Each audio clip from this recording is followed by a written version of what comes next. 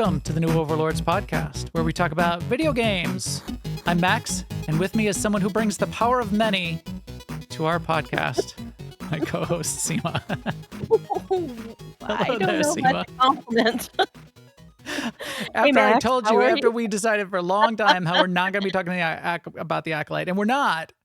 But there you go. I had that banked as the intro. Surprise. How are you? Why? Hi, Sema. I am doing great. We're having like a heat event here in Maine. But I am cool as some cucumbers. How about you, Max? I am doing great as well. Having a good time out here. Join the post show if you want to hear me rant about some things like the things that aren't going well, like how my shipping of packages was screwed up. But otherwise, yeah, no, it's going pretty good. It's very hot here too, but I don't mind it. I never do. Never mind it. So I've been out and about, even going out for runs in the 90-degree heat. I have a good time with that. That's all fun for me. But yeah, I also been having tons of fun with video games. We'll get to it. We'll see if we've got time to get into what I've been playing and what you've been playing. But I've been playing a ton. I've been back in Starfield and Fallout 76 and SWTOR, so we'll touch on that too. But let's kick it off with some news. Good news, everyone! I did have the note at the top, just that the Acolyte exists and episodes are still coming out. I've seen the first 3. The 4th one came out last night. I didn't have time to watch it because we had our fun night for our SWTOR guild. And we're not going to talk about it too much. Plenty of other people are talking about it in lots of different ways and making up straw men on both sides to argue against. But Cycle back when all the episodes are out, and yeah, we'll have a let it discussion. cook. Let it cook. Yeah. I am rolling my eyes at a couple things, but it's, we'll let it cook. I'll leave it at that. Something else that did catch my eye that was really, really done well was Mr. Matty Plays as a YouTuber who has done Bethesda content for quite a while. He got an exclusive interview with Todd Howard, and it was good. It was a lot of good questions. It was a good discussion of Fallout and Starfield and Elder Scrolls and what's happening now and what might be coming.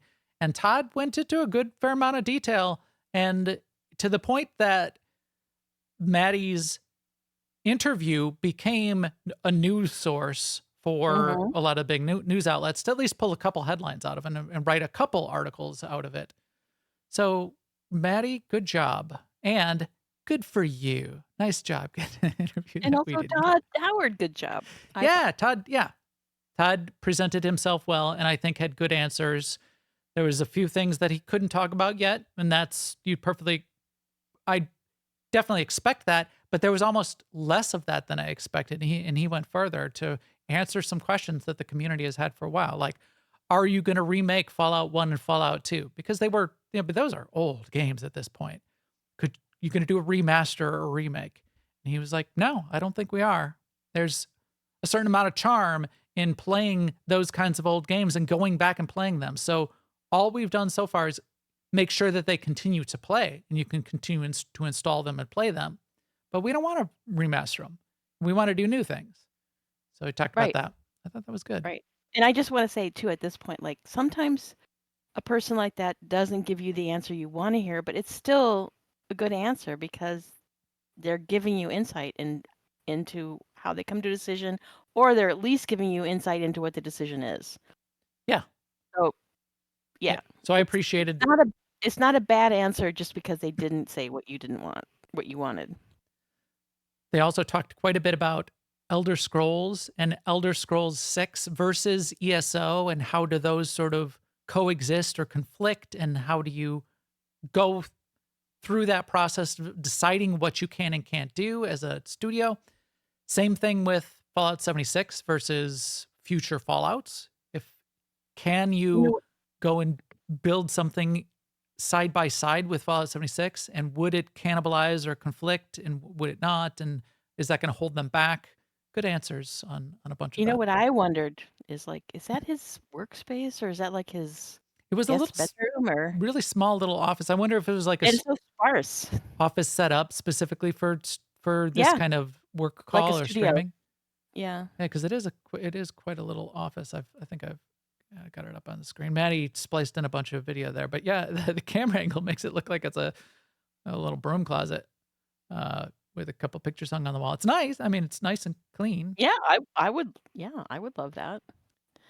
Not criticizing it, I'm just wondering because Yeah, because we look at stuff like that. right. Yes. In fact, he's got a Mass Effect and no, not a Mass Effect, that must be a Dragon Age. And he's got a No, Vault Tech bobblehead. What's the one? Oh no, I just think it that's was from Skyrim. ESO. Yeah, Yeah, that's Elder or Scrolls. Skyrim, yeah. Now that I Yeah. see it, I was looking at the faraway view. He's got the box from the Starfield watch on the shelf below it. Very cool thing. Oh, is that a football helmet over his left shoulder? Because he does a little thing where he talked quite a bit about college football. Maddie Mhm. asked him like, "What else do you play?" And I guess he loves college football. And there's like one of the college football sports titles that he's like dying to play. And he's like, I was like, "Huh, cool." Everybody's got their thing. Uh, he did talk about Starfield also, and that's near and dear to my heart. He talked about the Starfield release of the creation engine and kind of are they planning on more releases beyond Shattered Space, the expansion that's coming out in the fall? And the answer to that was kind of yes. Are they concerned about the criticism against the creation, the paid DLC creation engine? I forgot what even the creation shop is called. And he said, yeah, we're taking a look at it. There was some things that they wanted to do. They decided to try this and package it up this way. It was mostly like DLC that they wanted to add in. It was like a weapon and an armor, and they wanted to make it into a little thing that you could like download from, that's a common DLC. But they also had like a mission then that went alongside it, and they threw that into the mix. And that's kind of what generated the most criticism was now you're putting game content that's part of the new Tracker Alliance into a $7 paid DLC. That doesn't feel good. And he said, yeah, okay, we're gonna take a look at that. So it sounded like they tried a thing and they get that there is criticism. Not that they're not gonna continue to do it or not, but Right. He basically said that, yeah, the way we price things is we look at everything, we try to make the best price, but if that's not if what we did doesn't make sense, then we definitely will adjust. this little part that is up on the screen right now was a bit where he was talking about the content creators themselves and allowing them to be selling things through the shop and why them enabling that is something that they are actually very happy to do and want to continue to do. Because you could see the Oh, but community. help me understand what this content is. Like it sounded like it was a playable quest. Well, that bit Which- is, but the rest of the content creators, it's like all of the add-ons where you could have like, I'm going to add all my Star Wars it's the Star Wars expansion pack, and where you turn every character in Starfield into a Star Wars character.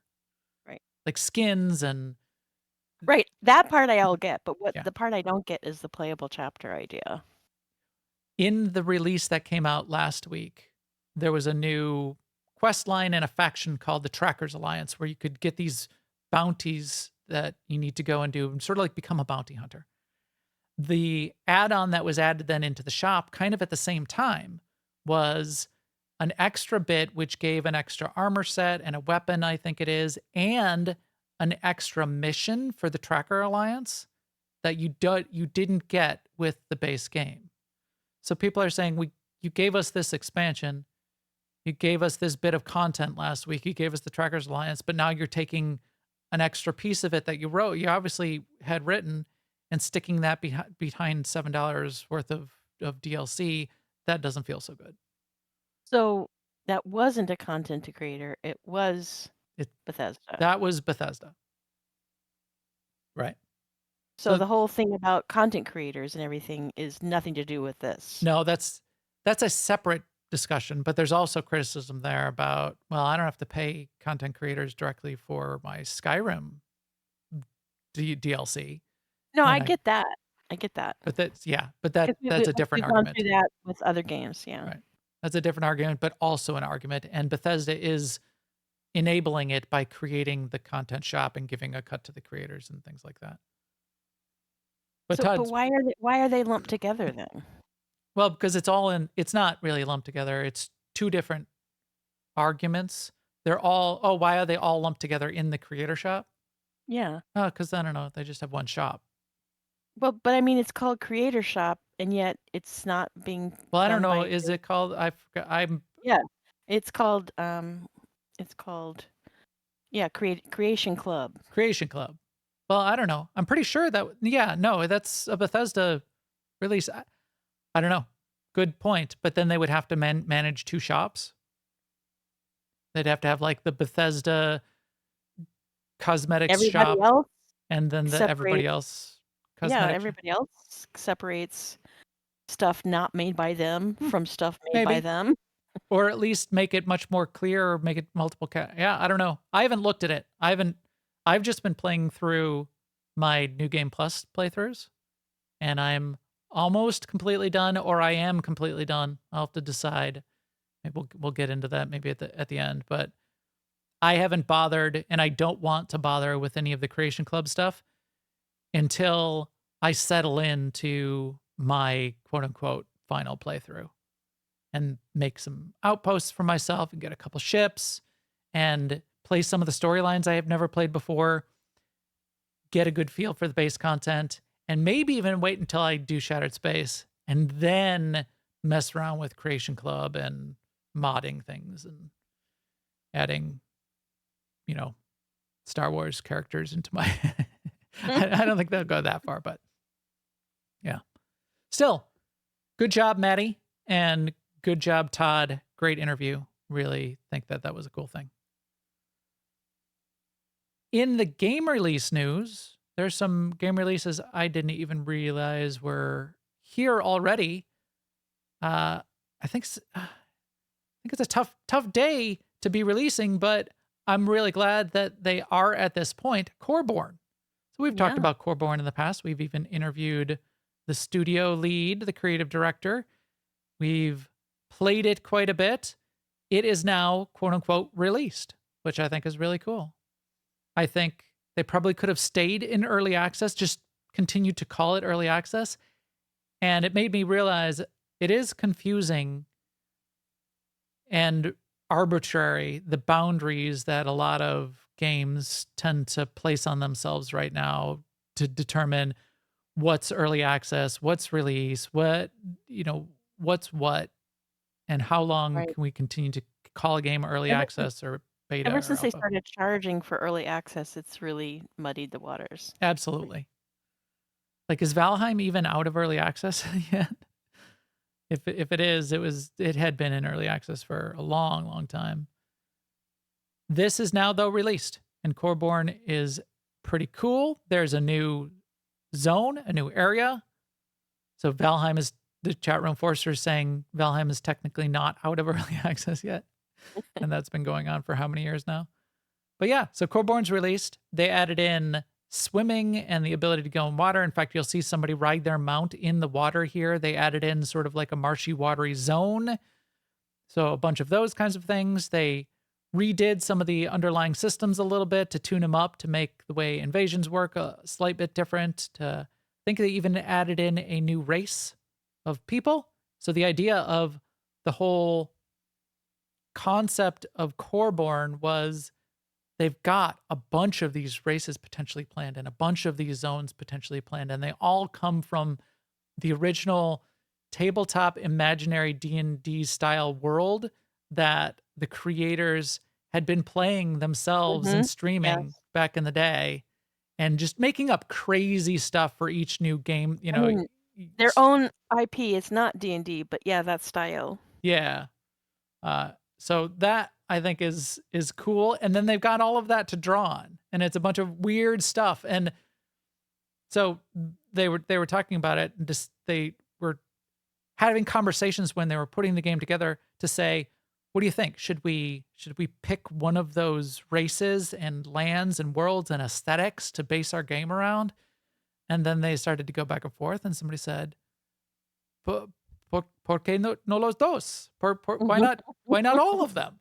But no, we're gonna do them all.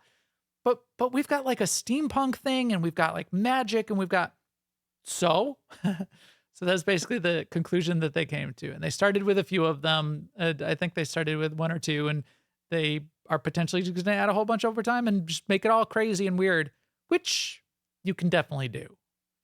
WoW kind of does that. WoW has magic and steampunk and fairies, and they don't have even a little kind of a tiny bit of sci-fi because that Yeah, spaceship, they have spaceships and yeah. yeah, spaceships and multi-dimensional travel and all that kind of stuff. So sure, And time do it. travel.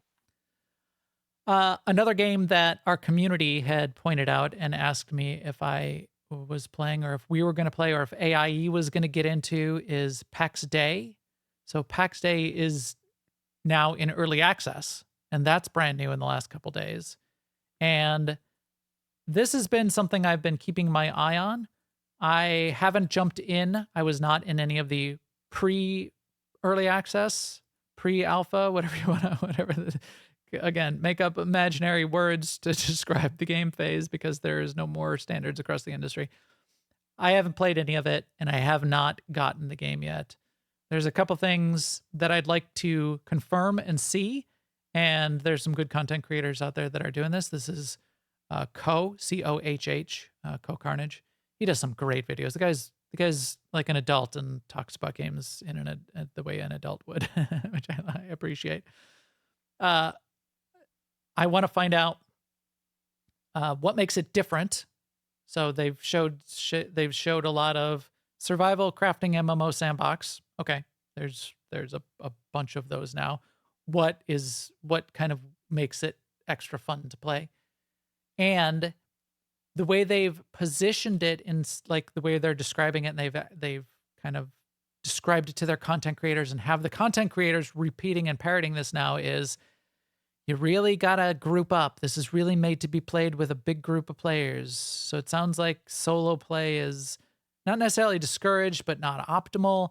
I want to find out how much of that is the case because it's a difficult proposition to say, now you're in early access. There's a game out there.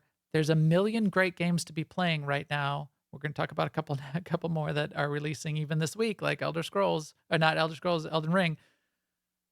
Tons of things to play. No, you need to get a bunch of friends and dedicate a bunch of time, and you all need to play together. So be scheduling game nights. And if you're going to play PAX Day, you need to play PAX Day, and you all need to play it. And if friends start dropping off, well, then your town no longer works. And that kind of thing isn't very sustainable in games these days, I don't think anymore. So I don't know. I think it's unclear to me anyway how much business you have to be going forward. True. That's a good Like question. we do have a number of guildies who play in 1 or 2 every week games, tabletop games, and it requires them scheduling time with 4 other people or 3 other people or 5 other people. So I think there is a desire for that. I don't know. How I like to be able to play whenever I feel like playing. I like the idea of being satisfied with a small, tight community and allowing that to be the realm in which you exist. With as much as you need to have in place to make a quote unquote MMO work these days, though, that's a difficult proposition because I know. And what can't do be you like do small. with your friend who can't make it this week and then they can't make it next week and then they can't make it the following week? Like, do they have to catch up? I mean, it depends on the game. Yeah. Yep. Lucy, do you need me? Can I? It just looks like it's a TFA. Yeah. I'm just worried that needs to be deleted and I can't find a way to delete it quickly or easily. Sorry. A minute will go by before you figure that out, so Yes. I wouldn't worry about it. And now I screwed up our chat window. There we go. Okay. So everybody type things in chat. So that's that's off of the window. Hi. It'll scroll up. Hello. Make it scroll. Go away. Aluga luga. Please go away. Scroll. Everybody type. Thank you. More. There. Okay, it's off. I was worried that it's like, look at me, I'm typing. All right. Already also mentioned Elden Ring. So Elden Ring, Shadow of the Erd Tree, that is coming out on Friday. Everybody that is an Elden Ring fan is very excited about that. I did think it was kind of cute that From Software is trying to put the word out there saying, hey, everybody on the internet, please don't spoil no spoilers. You can try to say that, guys, but I But guarantee here's the thing. It's like a theme, right? Like Corborn did what they thought was the right thing to do, which was to say our game is released. Todd Howard is like, yes, you may want this, but we're going to do this at our own pace. We're not going to do remake of 1 and 2 or whatever. And then there's these guys saying, yeah, it might not work, but we're going to say, please don't spoil. It's like, yeah, they're bringing it. I Yeah. appreciate that. right. I'm just saying You it's can't not going to always work. Yeah, but you can't be too concerned about that, or Right. you'd never do anything. Right. Like Right. Todd Howard says what is right for him, whether people are going to believe him or not or like it, that's their issue. Sure. But that's why And Corborn might make less money because they're doing what they're doing, but this is right for them. that's why get that. I didn't say that it's dumb. It's a theme. I I'm said just saying it's a theme. cute I know. of them. I admire it. Because you know that this feed, if you search for Erd Tree on YouTube, is going to have the spoilers on the thumbnail all over YouTube for the next couple days. So good. I'm agreeing with you. I'm just saying whether or not it's going to work, this is what they're putting it out there. This is what we would like. Right.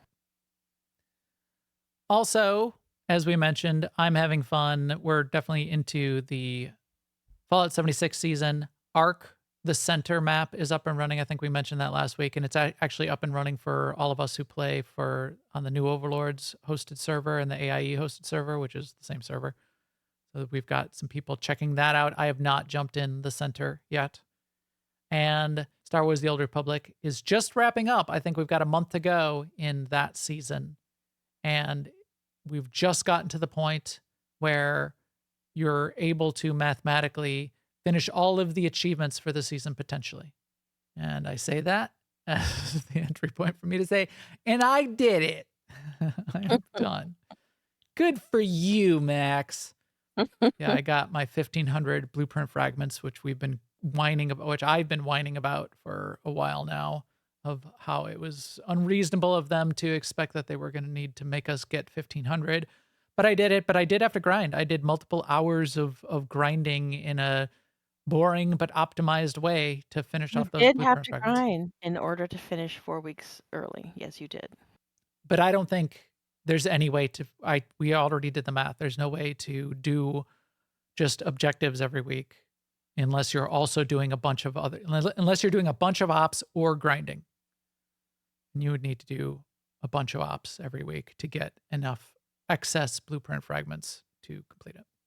Like, have you done the math? Are you going to get it just by doing 7 objectives a week? I think I need something like 65 or 70 a week to finish. So yes, I might have to. But yeah. I mean, that's just my point. And you've already done probably, or by this week or early next week, we'll have done 100 objectives, which is the other achievement. I have done 100 objectives. I think. I don't know. Which is supposed to be some huge amount. And you're not supposed to have to do every single objective every single week. But the math was working out that you would have to, and would potentially not even be enough for the blueprint fragments. But anyway, I'm done. I got the overall meta achievement for it, which includes a deco, and they automatically give you 99 of the deco, which I thought was nice. So I have a bunch of forklifts and front loaders in my stronghold, and I laid them all out in a big circle. And I took a screenshot and I showed it off to everybody and said, "Look at me."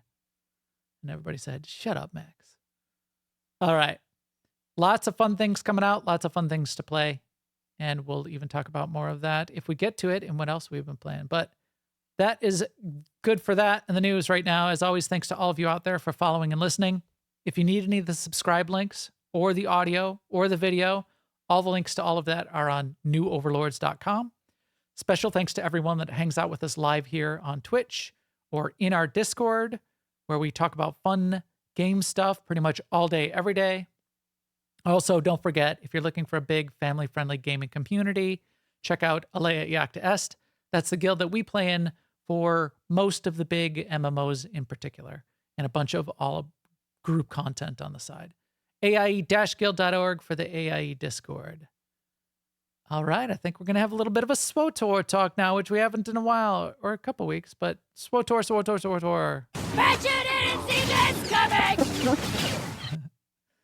SWTOR. You know, our podcast actually does a few extra views every time we talk about SWTOR or do a SWTOR episode, which I appreciate because our first 9 years, we were only Right. SWTOR. So that's reasonable.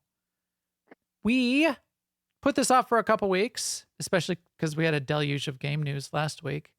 We're going to talk about the story. We will do spoilers, and we're going to talk about the story itself, but we're going to start with a little bit of a discussion about what makes SWTOR, and you can extend this into any game which tells a story and the game platform. What makes a game as a platform well suited to be able to tell stories? So I pulled out some bullets, and Sema and I have been going back and forth, and I wanted to go through a little bit of this about what makes, I think, SWTOR really well positioned for telling stories in an interesting way across MMOs. And a lot of MMOs tell good stories, but there's some things I think that are highlights in SWTOR, and I think there's things that that could be used in other games to tell stories in the right way and make it feel like you are part of the story and you have agency and things like that, even if the agency is an illusion. We'll talk about that too. But a couple of these, Sema, I wanted to throw back and forth with you. The engine, even though it's old, I think the Star Wars The Old Republic engine, I've always thought this, is really well positioned to be able to make good cinematics. And those Yeah. cinematics being in the middle of the gameplay and inserting your character into it, I think still is really And solid. also, they've become so expert at eking every last expressive moment out of their engine too. Ashley's just been great at that. They're really Like good at, little yeah, expressions on the players' faces, not the player, but I mean the players in the scene. It goes a long way. right. And they've even gotten better over time. They added in, Yeah. even to the existing cinematics, they added in a dynamic camera. So the camera would do some panning and zooming in and zooming out while the story is being told. They did a little bit more depth of field. The mouth syncing to dialogue and the facial expressions of the characters, for as old as this game is, and they started development in this engine 12 years ago. For as old as this is, it's still really, really good. And I think a standout, I think it works really well across games. And I think it really even holds up against games like Starfield and like new games coming out today. Although the resolution of the characters that are talking in Starfield are much more lifelike, this is much more stylized. We've talked about this before. That's an advantage to go with a stylized art style because it doesn't age as quickly. But their ability to create the emotion set on any NPC that they create and utilize that to its fullest extent in a cutscene is, yeah, it's really, really good.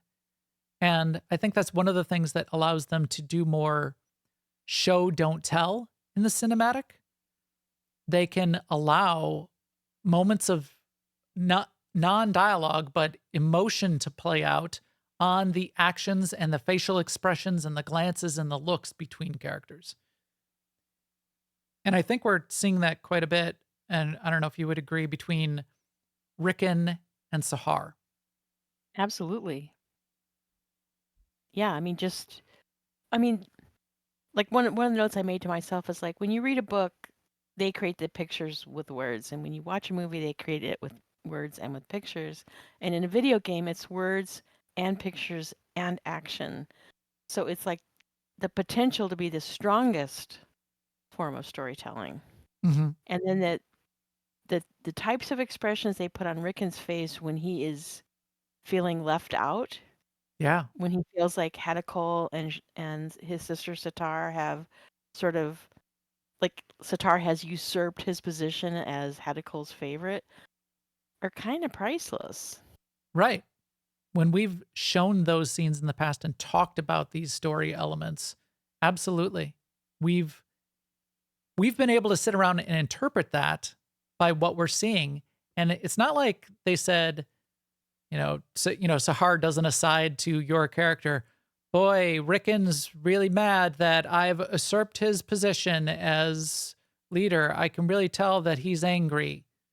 They don't have to do that. You get that by the look and the glance and the facial expression of these cartoony 12-year-old engine characters. It's really well done. Now, I think I also wanted to mention, and you brought her up, Ashley.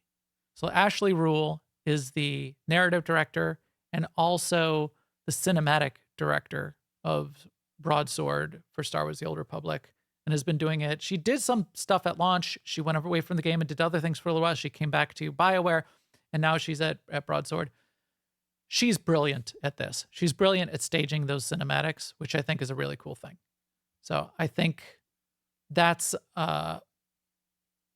some of her talent is definitely showing through in staging the way the story gets shown, in being able to, again, show, don't tell, and sort of show things off that way. Some of the things that they did in showing, so she did a thing in the very beginning of the story. So now we'll, this will be a little bit spoilery, but it's just the first bit of the cinematic. Let me see. Yeah, it's right here. There's no dialogue going on, but there's Rickon with his arms crossed, overseeing the interrogation and ultimately the execution of a prisoner. And he gives like a nod glance to the Mandalorian who's doing the interrogation and turns his back and lets the prisoner get executed. That right there is a perfect example of show, don't tell. They didn't have to say, oh, Rickon's a bad guy. Nobody had to say, Rickon, he's bad. He's mean these days. I can't believe how mean he is.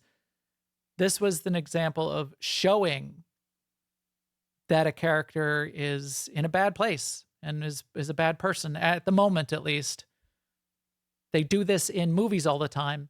If you want to make a character, you want to get the message across to the audience that a character is good, you have them pet a puppy. If you want to get the message across that this character is bad and we want them to get to get shot in the face at the end of the movie, you have them kick the puppy.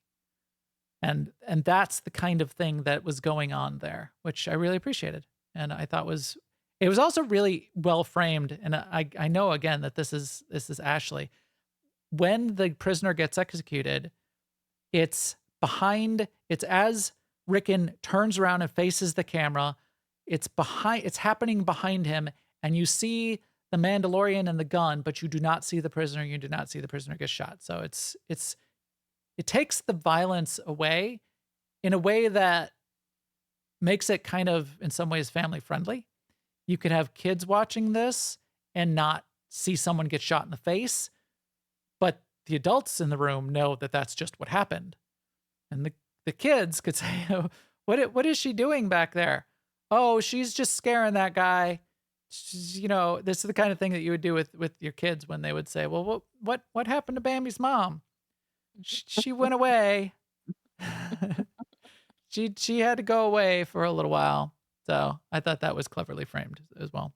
But that gets to a strength of the team that's putting these Yeah, kinds of absolutely. cinematics and story together too. So definitely a shout out Right. Like to you could Ashley. have the greatest engine of all and still not get these moments. Right. And we'll get to more of those story elements when we sort of get into it a little bit deeper and we go through the story in a minute. But a couple other bits that I thought made Star Wars: The Old Republic a good platform is how companions work. And this is done in a couple different ways. The interaction with having a companion alongside you and having that potentially be able to be swapped out for an NPC that's integral to the story, I think is a really interesting tool for having storytelling be able to happen while you're playing and not just in a cinematic. So instead of in a lot of games where the cinematic happens and they tell you what's going on, and you maybe even you see your character be part of that, and then you exit the cinematic and you have to go and kill 10 rats. And then you come back to the next cinematic and they tell you what happened. Or they tell you what the next step is. And it's not as trivial as that in all the cases, and there's ways to work around that. But with a companion beside you and the companion potentially being an NPC that's integral to the story, you can have storytelling going on and story dialogue going on while you're killing the 10 rats. Right. And I think that works really well. And there's a couple places where they do it in really clever ways in Star Wars: The Old Republic, but always playing with a companion, in which you'd pretty much do 100% of the time, unless you're doing some like special achievement or something. Or like a special bit of a story where they want you to feel the feeling of playing solo. Having a companion next to you all the time and having it being the one that's part of the story that's going on, like in this story where you have Sahar next to you for a bunch of the story and her saying things to you as the action progresses, is a strong strength of the way that this platform works, which I really appreciate. And then the only downside, which we had in our list, didn't we, Sema, was that we just don't get enough of it.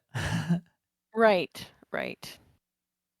So sometimes, and this would happen in any medium, right? But like when you're doing small story bits over a long period of time, people can ask themselves, why am I even interested in coming back to this? I've existed without it for so long. Or forget what happened. Yeah, that's me. Forget what happens for sure. You almost need to do a previously on. Actually, that is an awesome idea. And just have like a little cutscene or a clip play when you get back into the story. But Broadsword has gotten themselves into a good cadence of releases, and they're on quarterly releases now. So interesting things are happening once a quarter. They're not a very big team, so it's not tons of things. It's not as much as we want. But what game platform does put out as much as you want? None. Zero. No matter the budget. World of Warcraft. Yeah. Everybody And like wants more. And we've talked about this before. It's like just because something is story doesn't mean it's necessarily good or you like it. And like I was talking to some people this week, and they were saying we haven't played the story yet this week, this new patch of the story, because I'm not that interested right now. I wasn't that interested in this particular storyline, and it seems that's all they're doing now. Right. And that's unfortunate because this piece of the story kind of breaks that open anyway. Yes. And while I could, reality. right, while I could see that, I think if you're a fan of the game in general, you're going to want to go through it at some point just to catch up and see what's the state of the galaxy is. But there's no rush, right? Because Right. there's nothing going to be coming behind it next week. Right. And the beauty of an MMO is there's a whole bunch of other things to do and a whole bunch of other things to play. And we got new, like the venture system was added in, and we get to play with Bessie. And we have the season, and we have the new PvP season that started. And we have our PvP groups going on Wednesday night. So not every story is going to resonate with everybody. And I think it's a shame that people are so critical of a story if it's not like their favorite, book of all time. And it's going to be like the story that it's not a story as good as The Lord of the Rings, so it's trash. I think that's a bit of a shame because it's still fine stories, and more stories are always fun. And in fact, I was even watching some of those videos are out there that are talking about the state of Star Wars and Star Wars media and light versus dark. And some of these content creators, or like Star Wars Magazine, brought up Thexan and Arkin as an example of that dichotomy of two different approaches and two different brothers and the way that it caused a conflict between them and what that sort of like does from a story perspective. And you could still get tons of people that saying, Kotet and Coffee, they were terrible. They should never have done that story. And yet there's value there and there's interesting things that happened and it's not garbage. So stop saying it's garbage. Yeah. I mean, yeah, you don't have to like it. Doesn't make it garbage. Right. Right. Or it doesn't, if it's not your favorite thing, that doesn't mean it's garbage. That's more the problem. If it's not the best thing ever, it's there's more numbers between 10 and 1. And if it's not a 10, that doesn't mean it's a 1. So Right. that's where a lot of people seem to be. And in fact, you can see that in the way, if you look at the distribution of Rotten Tomatoes scores, it's a reverse bell curve so often. And you could see this right now with Acolyte as a prime example. There's a definite reverse bell curve where there's very few people that are in the middle, and people either are deciding to express their opinion by giving it a 10 or giving it a 1. And that's having no nuance or having a non-nuanced opinion. Only Sith steal an absolute. Let's just leave it at that. Only Sith steal in absolutes. All right, so let's talk about a little bit of the story and point out a couple of these places where interesting things were going on and the way the story was being told was somewhat interesting. So here we are going to get into some spoilers. So if you haven't done the story yet, this will be a little bit spoilery. So forewarned. Opening scene, Rickon overseeing the execution of the prisoner, a little bit of cinematics. Basically, the crux of the story arc that they've given us here is Sahar, which we've seen all along the way. She's been like confused and finding her way. She got roped into hooking up with Hedicole, which I'm surprised we did not see at all in this chapter of the story. No Hedicole was on screen. But Sahar decided that this holocron of Darth Nul, which we've now discovered what the purpose is. Hedicole built an engine around it, built a machine to let it do its job, and now we've discovered what his job is. And Sahar's decided that she's had enough. She's done. She doesn't think Hedicole should be doing what she's doing. She doesn't think the holocron belongs with Hedicole. And she comes to us as the main character to say, I need your help. I need your help. I want to stop this. I want to go get the holocron back. I want to wreck her machine, and I want to sort of stop what's going on. And we tell her, and this is sort of an interesting part of the story, this is going to put you in a weird spot. And this is sort of setting up the ultimate conflict. This is going to put you in a weird spot with Hedda and with your brother.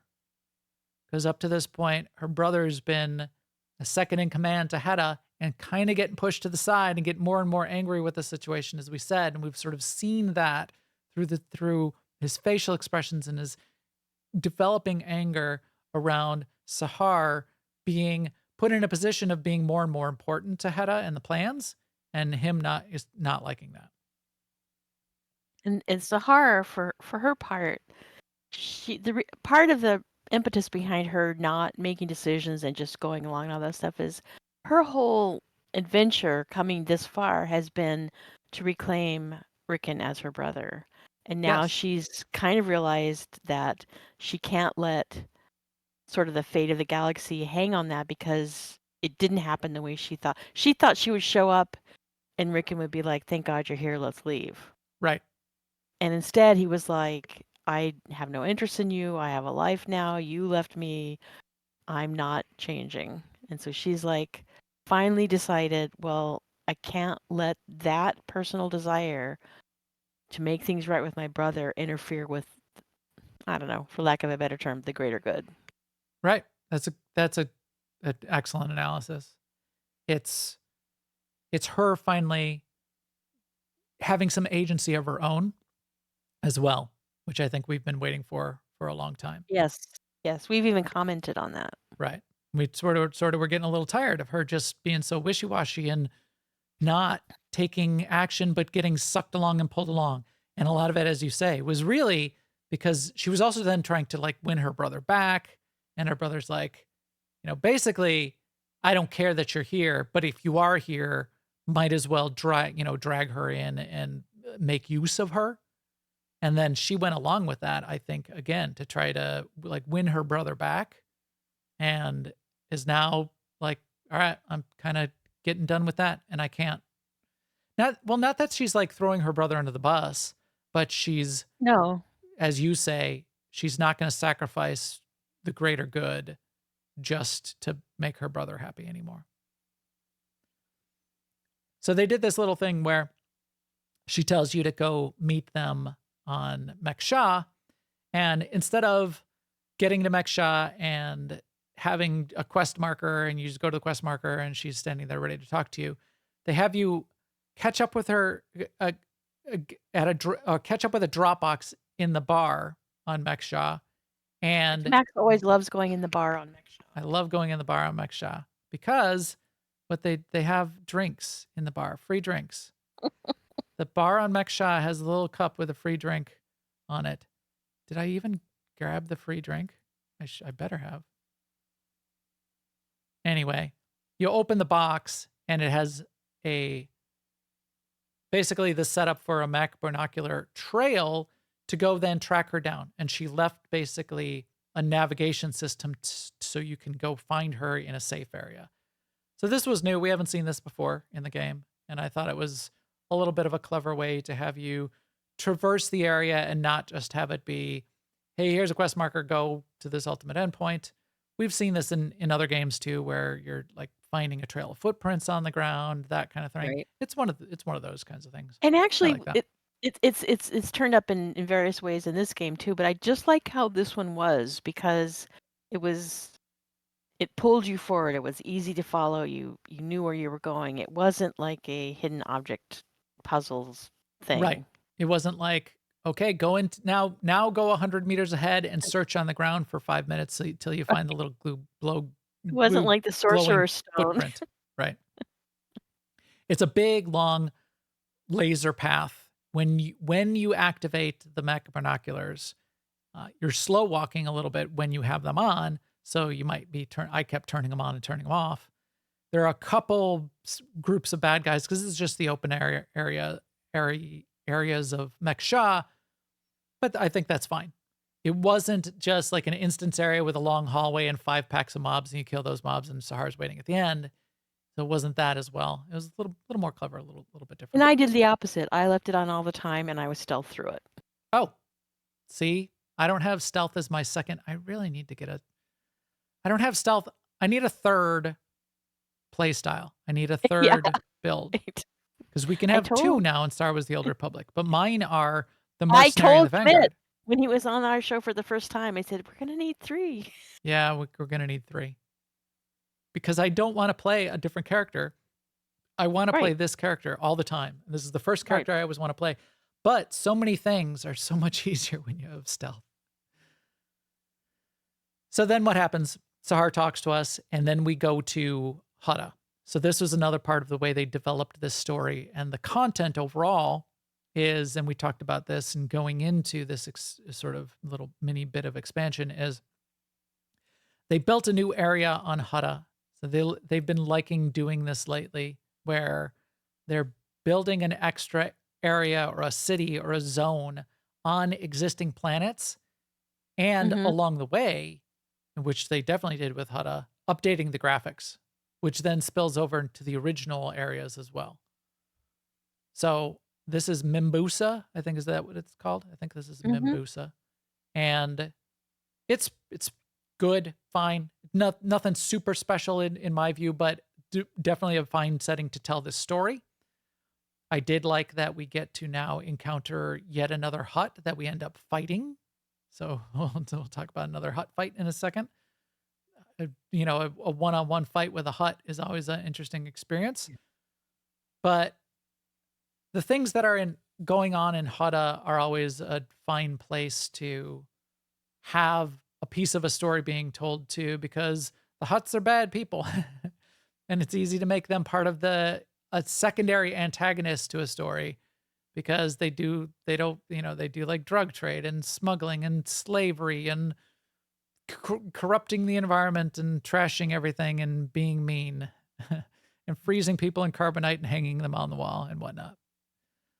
So that's what you get stuck here in Mimbusa, which is an area on Hutta. So you get to go back and visit Hutta. You get those upgraded graphics, which are a lot more atmospheric. There's a lot more fog, and Hutta is not a nice place because the Hutts have basically corrupted it, despoiled it. But it's a fine area then to tell this story, which is basically a slave rebellion, which we get roped into, right? Right. Because we always get roped into stuff. That's just who we are. Yes. So we're here to try to find a shuttle, which is going to take us to the ship from one of the scout parties of Hedda Coles. We're trying to get on one of these shuttles because then we're going to have, it's an older code, but it checks out. So we're gonna get our way into the place where the holocron is in the special protected ship that Hedda has. But Sahar overheard that there was one of these crews on Hutta where we could potentially hijack this ship and use it as the tool. Now, we don't know where it is, and this is where we get roped into this slave rebellion. And I think that's a fine way to have then a secondary story that this sort of starts up and not feel like it's too much of a sidetrack and fits into why we're here and why this is still part of our objective and why then we need to help these people because they're not going to help us find this shuttle, and they've got their ear to the ground. They probably know where some of the stuff is unless we help them first. Now, we do get a couple new main characters, which is another fun thing that they always do in Star Wars The Old Republic. We got Adi and Racket. And Racket is an Evokai, which is basically one of the suppressed indigenous peoples on Hutta that the Hutts have been mean to for eons. And Adi is a Rhodian. So what did you think of them? What did you think of them as little characters? I definitely liked having a main character Evokai, a voiced Evokai, because I felt like in our previous endeavors on Hutta, the Evokai were just NPCs, just mobs, basically. Yeah. I mean, what if we got like a Gamorrean main character sometime? Yeah, we should. Or yeah, I agree. The Evokai, they have a little bit of personality in chapter 1 of the 2 stories that start on Hutta. Yeah, they do. So they do, but they are just quest givers. They're also it's weird. They're quite unattractive, yet they kind of did a good job of making Racket. They kind of look like ghouls from Fallout. Yeah, they look like ghouls, and they have like these smashed faces and dark rings around their eyes, and they look like they're unhealthy, but they kind of made Racket kind of cool. Yeah. Just a little bit. Not that Star Wars, The Old Republic, and I think Star Wars in general, besides humans, doesn't make things very cute. Droids, I guess, are cute. I always thought this was a flaw in Star Wars The Old Republic. Any of the pets that you get, very few of the pets are cute. Like that new pet that's coming in Star Wars Outlaws, that's cute. It's a cute little thing. Nix, he runs around and he's got his little floppy ears, and none of the pets in Star Wars The Old Republic are cute. They're like the even the baby tauntauns. If you zoom in on them, they got like a scrunched up face, and they're all like scaly and weird and clawed feet, and nothing you would want to cuddle up with on the couch. Am I wrong? No, no, you're not. You're not wrong. So I'm not asking for things to break the aesthetic, but you could have a few more cute things. And yes. Especially, yeah, I don't want to compare to WoW, but coming from WoW basically to Star Wars The Old Republic, that was a big culture shift for me because WoW's got a lot of cute stuff in it. Yes, totally.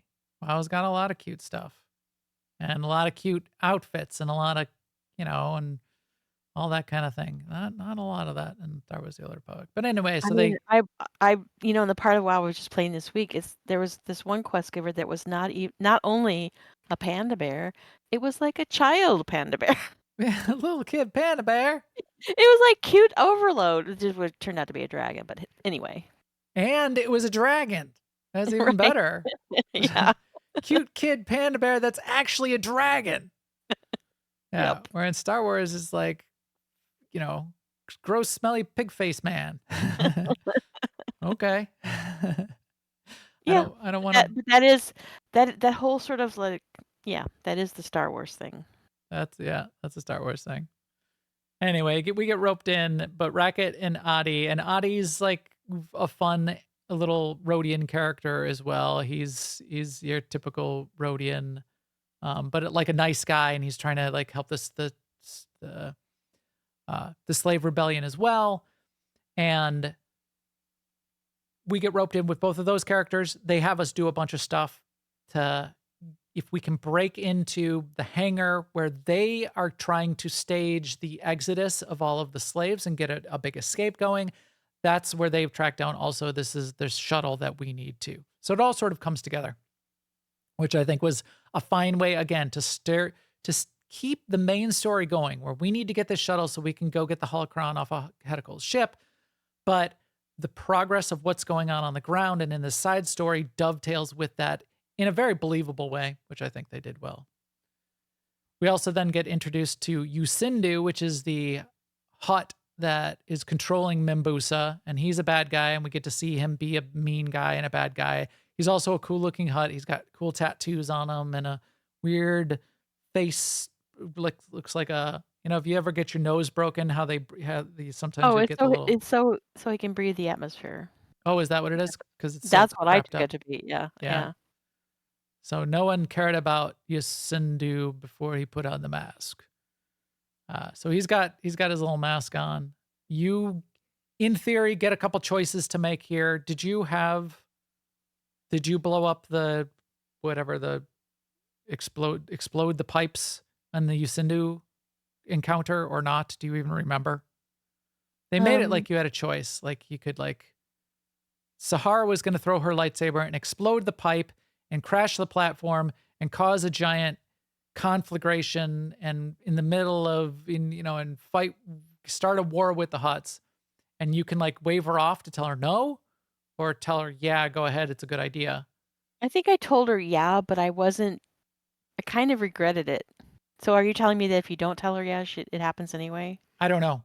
But this is one of those situations where I don't think it matters.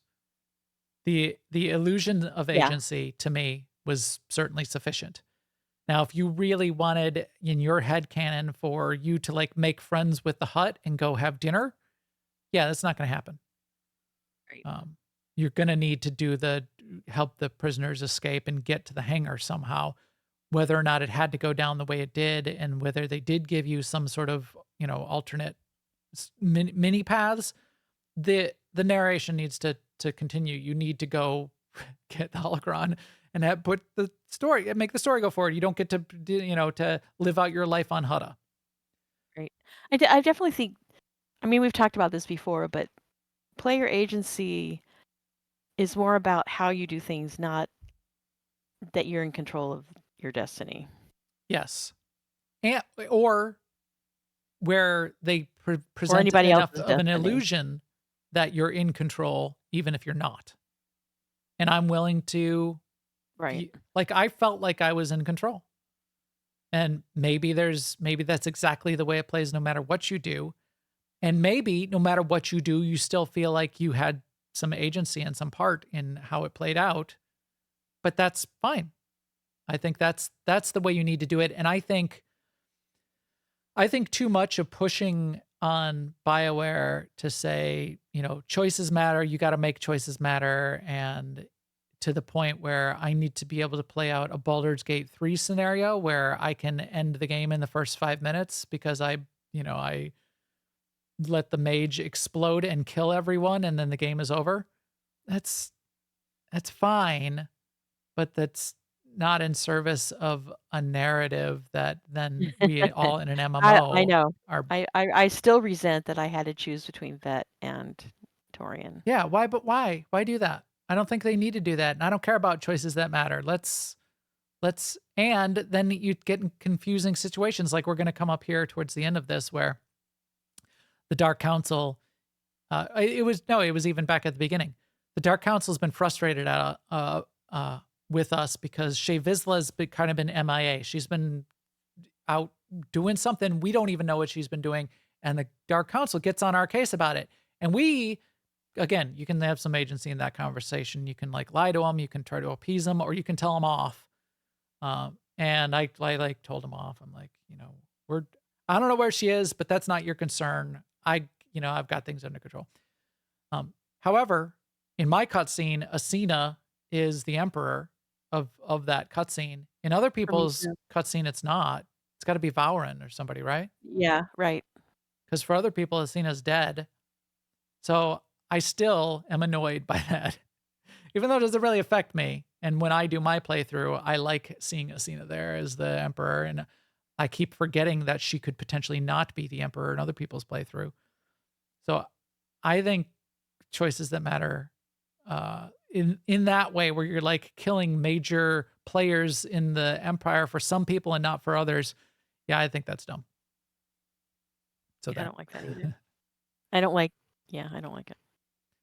Fun little. But we've been in and out of that already. Yeah.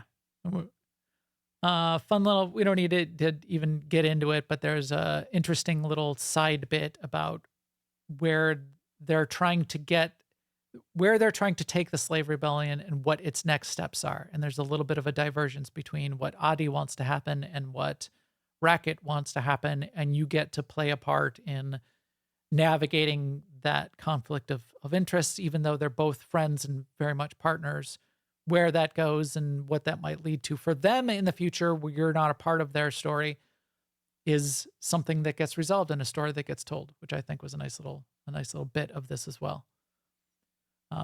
Outside of that, we still get to fight with Yacinda the Hutt and have a little yet another fight with a Hutt. But that's after this droid part. I forgot about this. So I'm showing the droid part now, where you take over a gonk droid and you've got to like walk around and avoid. And do it in the right order too. Do it in the right order. Click all the things. Turn the valves.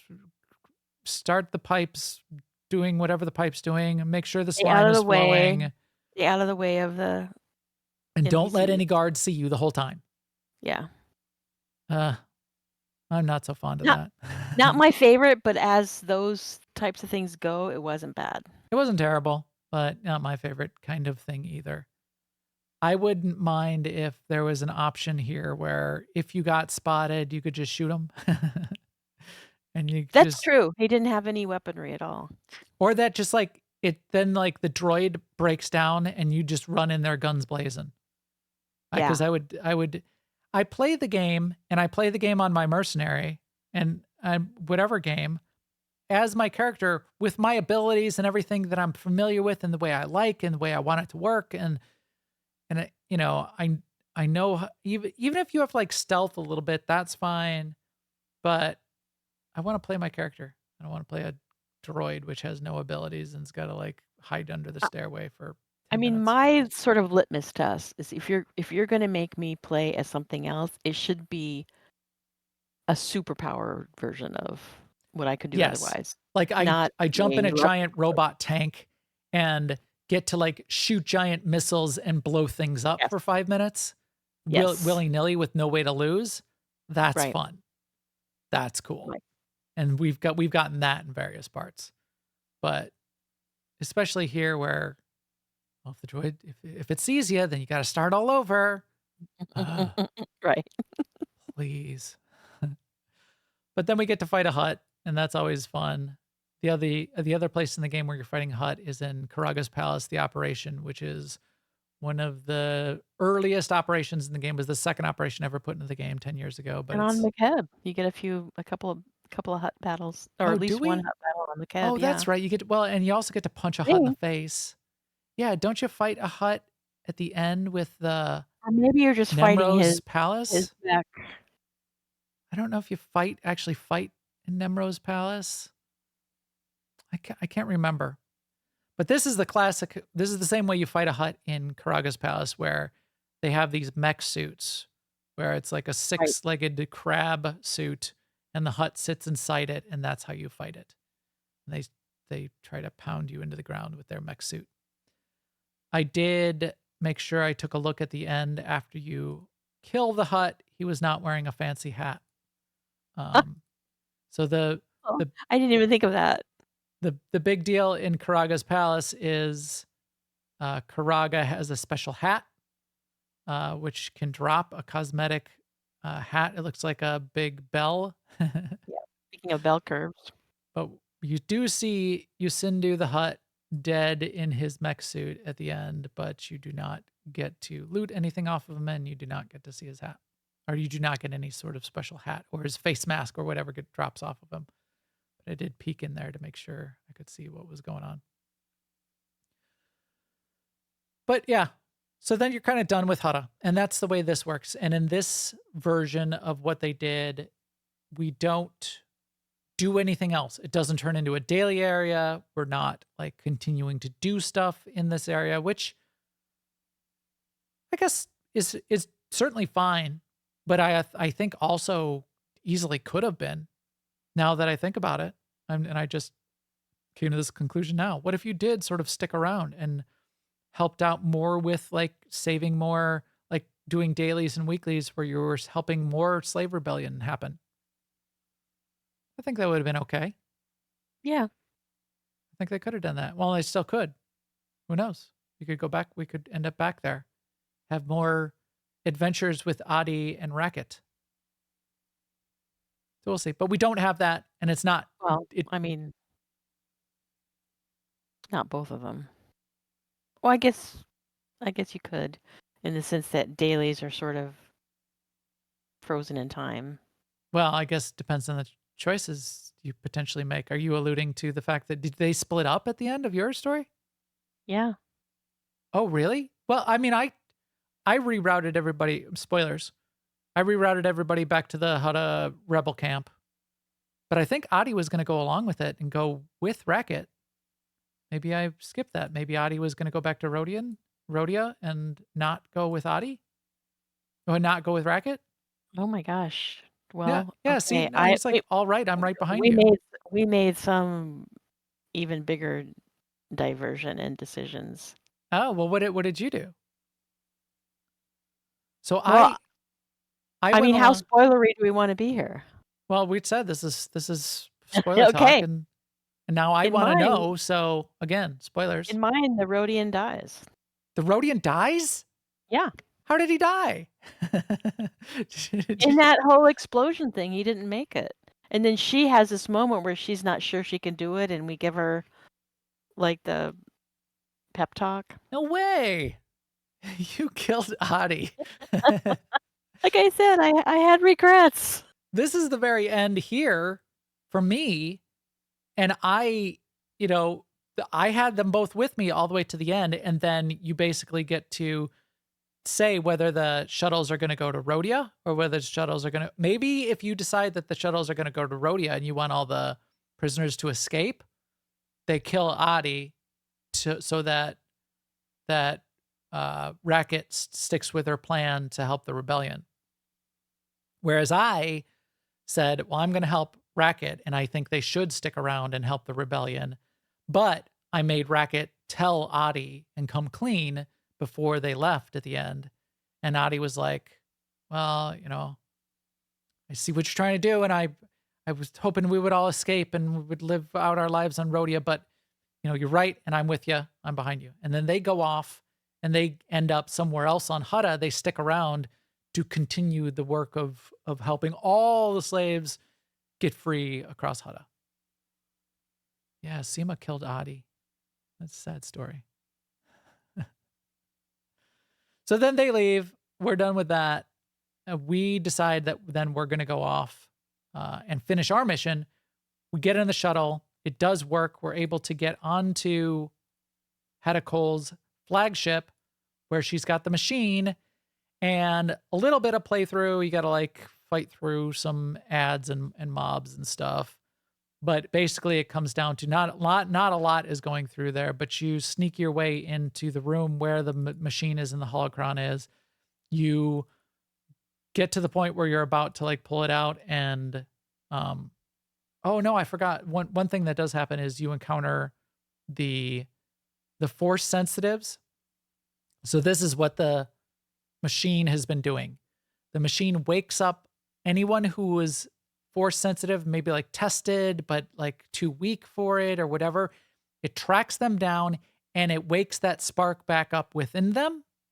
And then Hedda was going out and pulling those people in saying, hey, you're special. And then saying, and now you're part of my army and Sahar is going to train you up to be a force soldier. And so you then on her ship run into some of these prisoners. You decide you're going to break them out. And Sahar's like, we got to get these people out of here. They see Sahar and they're pissed, which I thought was interesting and fun.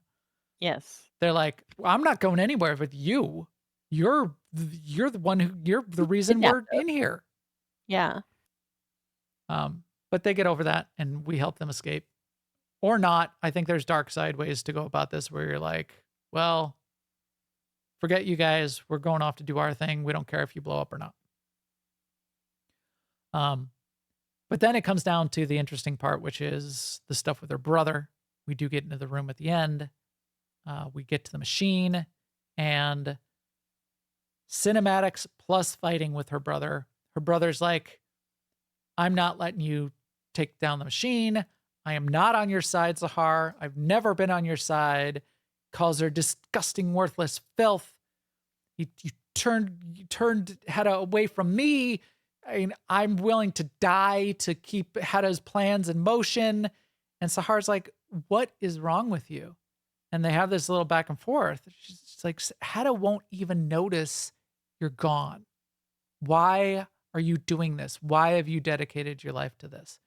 And he's like, he just gets more and more angry to the point where I thought his eyes were turning red like Darkseid. Because then you fight him, he fights you. And at the very end, big spoiler, he manifests his force powers. And we knew, he was tested in the beginning. He had a tiny bit. Sahar was trying to bring it out of him in earlier chapters and cutscenes, get a little bit more of that force power.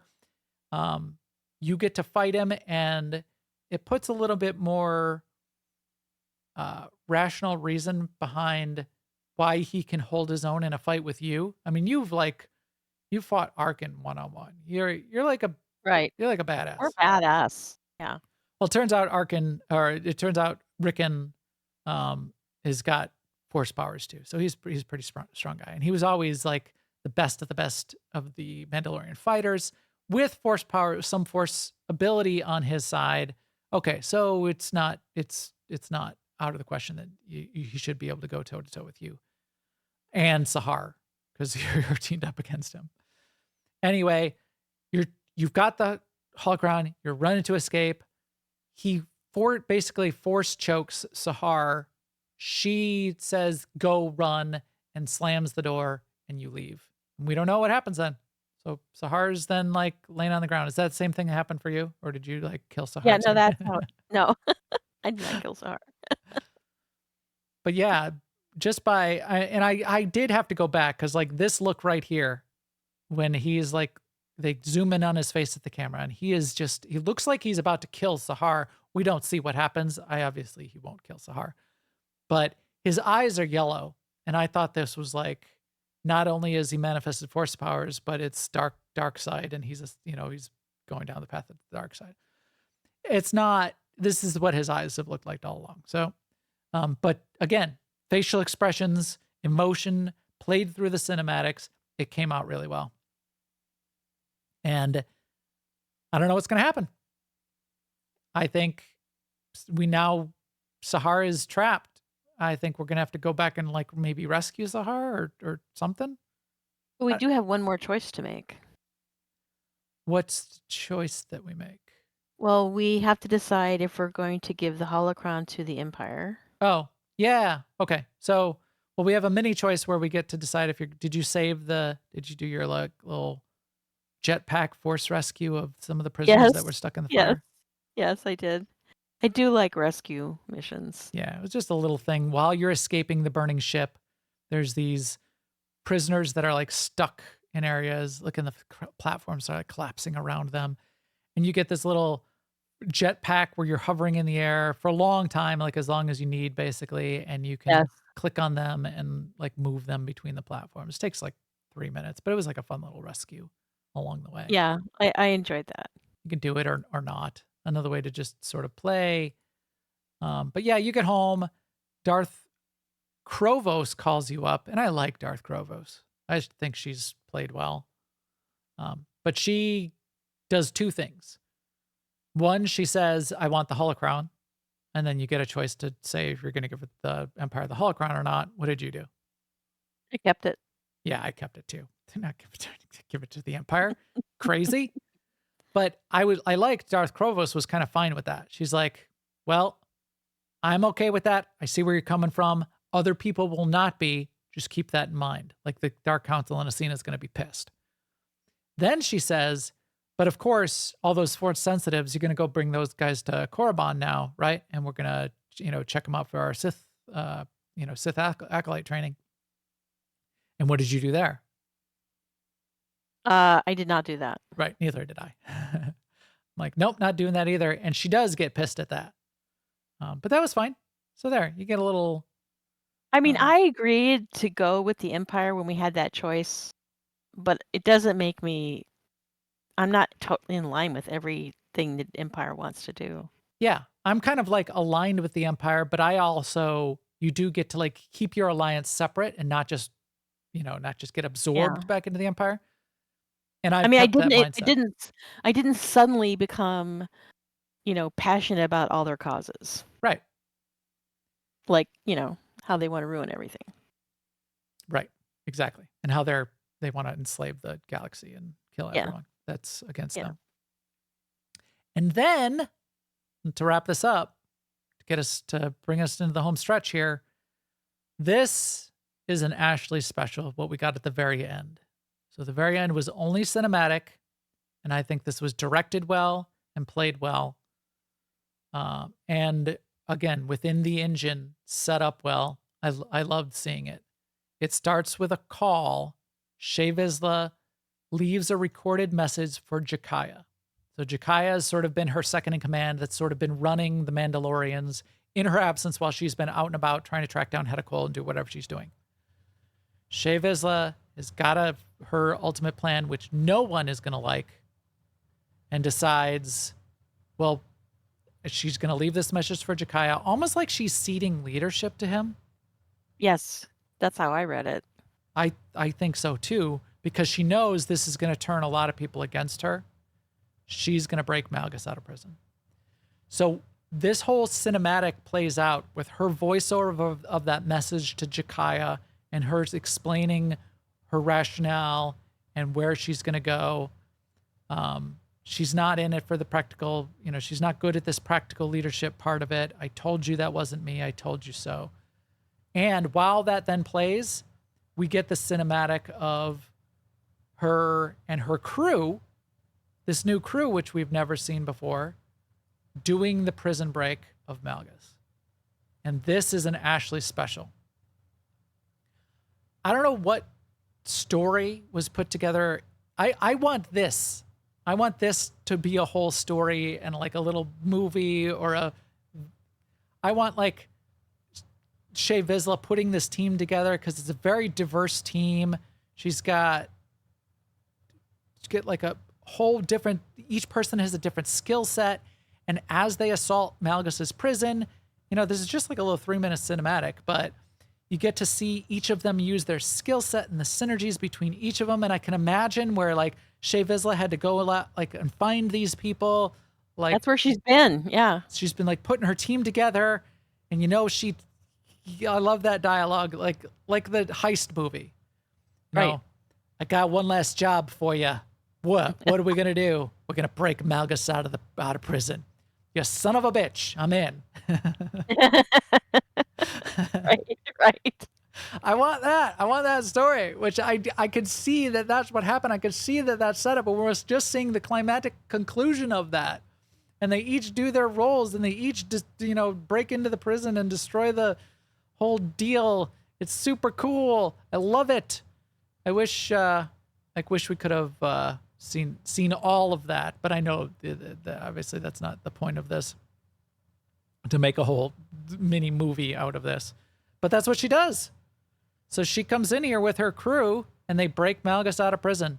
And boy, this is, emotional for the fan base, because a lot of people are like, well, now Shea Vizsla's dead to me. She should not have done this because they're very anti-Malgus. Malgus is definitely a bad guy. She's breaking him out of prison, and we put him there. She's going against us and seemingly ceding leadership of the Mandalorians, all because she thinks Malgus is the key to her getting at Hedda Cole and taking down Hedda, which Malgus has planted that seed with her in the past as well. But yeah, so I think this is like to the point where this was emotional enough for me that Shea Vizsla has been my main companion for just out and about daily driver, that she's not anymore. Not that I hate Shea Vizsla or think that, she's dead to me or anything like that, but She might be dead to you though in the future. we'll see what happens. She's not my number one companion anymore though, which I'm fine with. Lana Beniko is now. And Nico Okara is on my Now Shay guard. just for crafting. Yeah. Now she could just run crew missions if I need an extra rank 50 influence companion. But yeah, so this was dramatic, well framed, well created cinematic, told a story with very little dialogue. Again, show don't tell. The prison break, that team that she put together. Ashley, great job, well done, love it. So that was super cool. And I want more of this crew, whatever this crew is. You son of a bitch, I'm in. And if you're asking yourself, why does Shay think that Malgus will help her? They do have a history. Right. They have a history that goes back 12 of our years ago. The original cinematic with the assault on the Jedi Temple on Coruscant, when Malgus breaks into that Jedi Temple, he hired Shea Vizsla, and she's the Mandalorian that helped him in that temple assault. And you see her there, you see her flying around. She takes down the shield. I'm not necessarily suggesting that Malgus will do something for her because of that. I'm suggesting more that she knows something about Malgus and their relationship that leads her to believe that she can get him to help her. Yes.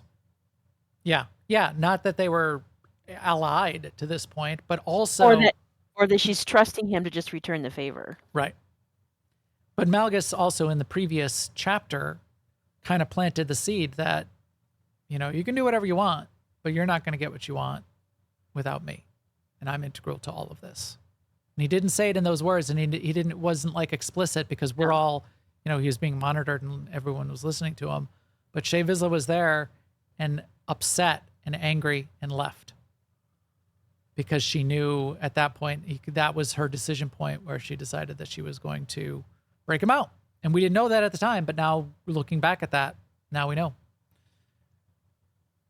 Good job, team, telling a story by creating the cinematic, showing it off, doing it well, well directed, and using this 12-year-old game engine to make it work. So yeah. All right, so there we go, Sema. What do you think? What do you think overall of the story and what we got? I'm glad that Sahara's actually taking action. That was like a huge relief. I was disappointed in Shay. I'm not mad. I'm just disappointed. But it did make me want to know what's going to happen with this story. And I was happy that they went back to this story, right? That it Right. wasn't just all Mandalorian story. And now this is where the two stories come together. Yes. And now we've got Malgus unleashed again, which always makes things fun. So gotta admit, never a dull moment when Malgus is in the mix. So I'm there for it. Yeah. So we'll see. We'll see what's going on. What do you predict? So we got to some of the flaws on the way, Broadsword, and their resources forces us into the position where we may not see the next chapter of this for 6 months. We're going to get an update in 3 months, most likely. But what they end up doing we're going to get 7.5.1 in the next quarter, and then 7.6 or whatever in the quarter after that. So it's major, minor, every quarter. We could get a story beat. We could get a little bit of something happening in a quarter, or we could get nothing that pertains to the main story, because they've got other side stories and like the date nights and things that they're producing, other content that goes into play, probably maybe a little bit of tweak or a little bit of extra sequel to what's going on with Bessie and the adventure system. But if this does take 6 months and we do get the 7.6 update in the fall, then, or like around the Thanksgiving, December timeframe when we tend to get those updates, what do you think? Is that going to be the end of this story and the conclusion to what's going on with Hedda Cole? Or do you think it's going to continue beyond that? Wow. That's an excellent question. I just want to know. I don't know that I want to make a prediction. Okay, besides that, what do you want to have happen? Do you want this story to continue, or do you want this story to be done? Okay. So, no. Oh, after that, I would like the story to conclude. But I would like it to conclude in that way where then the last 10 seconds are like the opening up of the next thing and the cliffhanger for the next thing. I want the Hedda Cole stuff, the Shea Vizsla, Hedda Cole, Mandalorian stuff to wrap up. Right. And as a player and a character, I'm still trying to make room for Shea Vizsla and say, we don't know why she did this and blah, blah, blah, blah, blah, blah. And so I feel like maybe maybe I'm just being a redemption arc. Not a redemption arc so much moments. as we find out I don't know. We find out something that whatever justifies what she's done, and then we come maybe to agree with her. I can't imagine what that would be. So like if they do that in a believable way, that would be great, because I can't think of how they could do that. Right. So that would be entertaining. And I'm afraid of Malgus. So I don't know. I feel like we can't end the Malgus story because he's just too big of a character. Like we can't just tie it up in the next release. And hate leads to suffering, Sema. Well, I'm suffering. I think my prediction is we do get the conclusion of the Hedda Cole, Shea Vizsla thing. We do get some sort of ending to this chapter of what Shea Vizsla is like. She has to she goes into hiding or rides off into the sunset to some degree, justified or not, whatever happens, we're going to get some sort of conclusion to that. Yeah. But I think this is not the conclusion. We will not get a conclusion to Malgus's story. I think, I totally agree with that. And so I could see this setting up even potentially, 7.6, then potentially setting up an 8.0. Yeah. That's Malgus based, potentially. Yeah, I don't see us losing Malgus as the main antagonist for quite a while, considering how long we had the last main antagonist. I really like Malgus as an antagonist. So I think I would be fine with another couple years of Malgus. If not, they're going to have to get really creative and do something interesting to bring somebody back. To bring some new... Yeah, don't bring somebody back. Well, like the Rakata or something. Yeah, like Rakata invasion. That was the only thing I was thinking of when I said bring somebody back. Yeah, don't bring the Emperor back, please. No. Somehow Vitiate returned. No. Again. Stop it.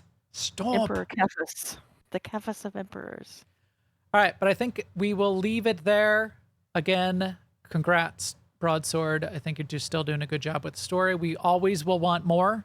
This still was longer. It was like 90 minutes or 2 hours worth of playthrough of the story, which isn't bad.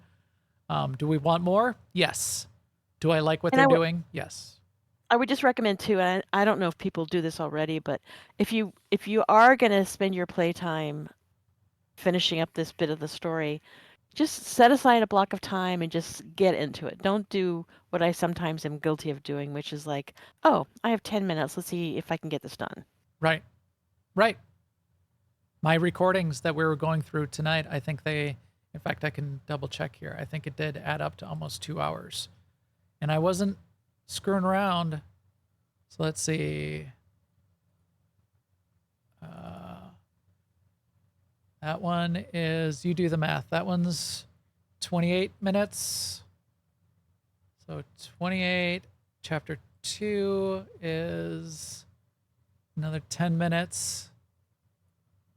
Chapter 3 is 51 minutes. And chapter 4 of my playthrough is 34 minutes. So over 2 hours. Minutes. Yeah. A little over 2 hours. Not nothing. Cool. All right. Well, I think we can leave it there for today. We will have to catch up next week on other things we've been playing, and that might be a good topic for next week. I'll let you know where I'm at on Starfield, which is an interesting point. But, and Sema, you've been doing some interesting things in Pandemonium, right? Yes, I gave in and started playing the remix version of WoW. All right. So more on that next week. Tune in or jump in our Discord and ask us if you can't wait to find out what we've been doing there. But for now, all the feed and subscribe links are on newoverlords.com, and our video is on YouTube/newoverlords. Please come chat with us in our Discord, as we like to say, newoverlords.com/Discord. You can also follow on all the social networks, and we will keep you up to date there too. And with that, we will talk to you soon. Later, everyone.